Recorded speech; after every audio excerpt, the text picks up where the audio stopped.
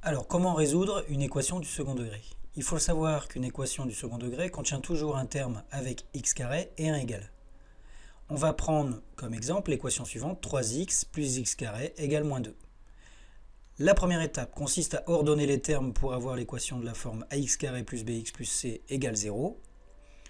Donc on va prendre 3x plus x carré égale moins 2 et on va l'ordonner en permutant les termes, mais surtout il ne faut pas oublier le signe qui change quand on passe de l'autre côté du égal.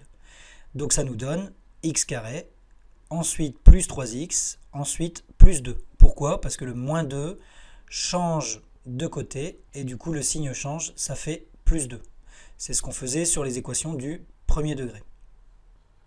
On va maintenant dans la deuxième étape identifier les valeurs de a, b et c. L'équation est ordonnée, elle doit ressembler à x carré plus bx plus c égale 0. Donc a vaut bien 1 puisque c'est devant le x carré, b vaut 3 puisque c'est devant le x et c n'a pas d'x carré ni de x, c'est 2.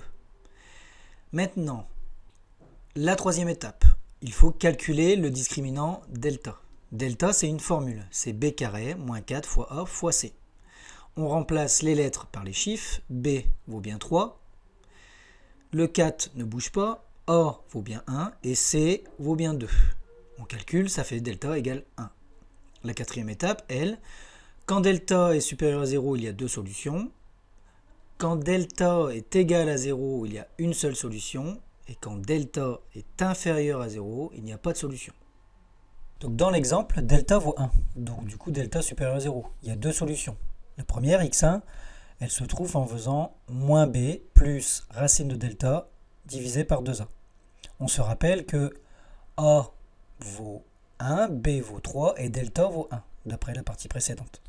On remplace moins b, donc c'est moins 3, plus racine de 1 divisé par 2 fois 1. On trouve le résultat à la calculatrice, ça fait moins 1. Alors petite remarque, quand b est un nombre négatif, exemple moins 2, il ne faut pas oublier de mettre moins 2 dans la formule pour x1.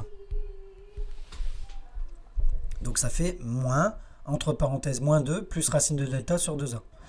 Un petit réflexe que je donne, c'est que à chaque fois que c'est un nombre négatif, mettez des parenthèses. Maintenant, pour trouver la deuxième solution, c'est exactement pareil, sauf que, vous allez voir, ici c'est moins b, moins racine de delta sur 2a. Donc le plus c'est changé en moins.